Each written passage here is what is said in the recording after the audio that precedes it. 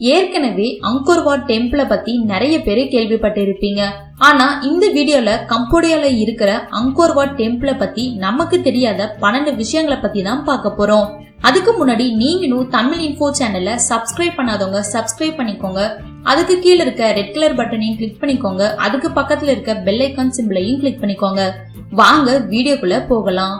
பண்டைய தமிழனின் அறிவியல் மற்றும் கட்டிடக்கலைகளுக்கு எல்லையே இல்லை அப்படின்னு சொன்னா அது யாராலையும் மறுக்கவே முடியாது. ஏன்னா இன்றளவும் அவங்க கட்டின கட்டிடங்களும் கோவில்களும் இருந்துட்டு தான் வருது.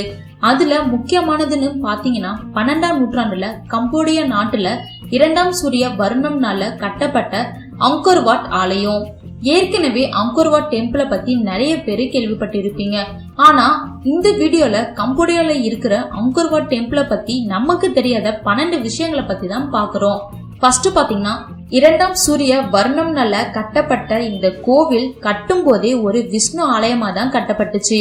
ஆனா பிற்காலத்துல கம்போடியா நாட்டு மேல படையெடுத்த ஆங்கு ஆட்சி செய்த மன்னர்கள் புத்த மதத்தை பின்பற்றதுனால இத அங்கோர் வாட் டெம்பிள புத்தர் கோவிலா மாத்திட்டாங்க. செகண்ட் பாத்தீங்கன்னா எந்தவித டெக்னாலஜிஸும் இல்லாத அந்த 12ஆம் நூற்றாண்டுலயே வெறும் 27 ஆண்டுகளையே இந்த அங்கோர் வாட் டெம்பிள கட்டி முடிச்சிருக்காங்க. ஒரு ஆய்வுல இன்ஜினியர்ஸ் எல்லாம் என்ன சொல்றாங்கன்னா இது மாதிரியான கோவில இப்ப இருக்கிற டெக்னாலஜிஸ யூஸ் பண்ணி கட்டணும்னா கிட்டத்தட்ட 300 ஆண்டுகள் ஆகணும்னு சொல்றாங்க. ஆனா அவங்க எப்படி 27 ஆண்டுகளை கட்டுனாங்க அப்படிங்கிறது ஒரு பெரிய மர்மமா தான் இருக்கு அப்படின்னு சொல்லியிருக்காங்க. மூணாவது பாத்தீங்கன்னா அங்கோர் வாட் டெம்பிளோட ஒரு பக்க சுற்றுச்சுவரோட நீளம் மட்டும் பாத்தீங்கன்னாவே 3.6 கிலோமீட்டர் கிட்ட வரும். அப்ப யோசிச்சு பாருங்க இந்த கோவில் எவ்வளவு பிரம்மாண்டமா கட்டி இருப்பாங்கன்னு. அதனாலயே இந்த கோவிலோட ஃபுல் வியூவையும் எந்த கேமராவாலையும் கேப்சர் பண்ண முடியாது. அப்படி கேப்சர் பண்ணணும்னா மினிமம் 1000 அடி மேல போயிட்டு வானத்துல இருந்துதான் கேப்சர் பண்ண முடியும் இந்த டெம்பிள. நாலாவது பாத்தீங்கன்னா இந்த கோவிலை சுற்றி அகழி அமைக்கப்பட்டிருக்கு. பிரம்மாண்டமான மதில் சுவர்கள், கோபுரங்கள், சிற்பங்கள்னு ஒரு 8வது உலக அதிசயமாவே இந்த அங்கோர் வாட் டெம்பிள திகழுதுதான் சொல்லணும். அஞ்சாவது பாத்தீங்கன்னா இந்த அங்கோர் வாட் டெம்பிள கட்டுறதுக்காக 5 to 10 மில்லியன் ஸ்டாண்ட்ஸ்டோன் பிளாக்ஸ் எல்லாம் யூஸ் பண்ணி இருக்கிறதா சொல்றாங்க. ஒவ்வொரு ஸ்டாண்ட்ஸ்டோன் பிளாக்கோட வெயிட்டும் மட்டும் பாத்தீங்கன்னாவே மினிமம் 1.5 டன் இருக்குன்னு சொல்றாங்க. அங்கோர் வாட் டெம்பிள இருந்து 40 கிலோமீட்டர் தள்ளி இருக்கிற மவுண்ட் குலென் அப்படிங்கிற மலையில இருந்துதான் இந்த கோவில் கட்டுறதுக்கான ஸ்டாண்ட்ஸ்டோன் பிளாக் எல்லாம் எடுத்து வந்ததா சொல்லப்படுது.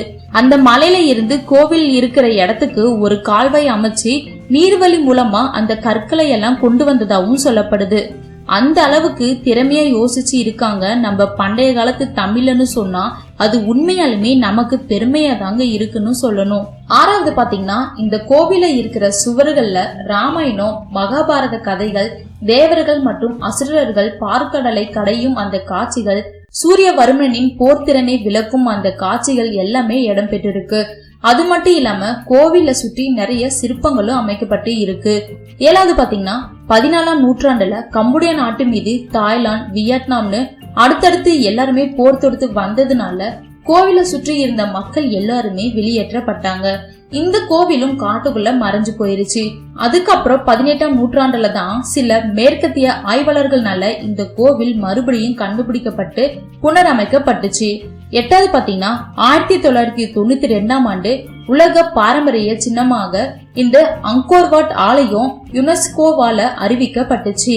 9வது பாத்தீங்கன்னா நம்ம ஊர்ல எப்படி நம்ம எல்லாருமே கன்னியாகுமரிக்கு போயிட்டு சன்ரைஸ பாக்கணும்னு ஆவலா இருக்குமோ அதே மாதிரி கம்போடியா நாட்டு மக்களும் அங்கோர் வாட் கோவிலுக்கு போயிட்டு சன்ரைஸ பாக்கணும்னு ஆவலா இருப்பாங்களாம். ஏன்னா அந்த அளவுக்கு சன்ரைஸ் அழகா இருக்கும் அந்த கோவில்ல.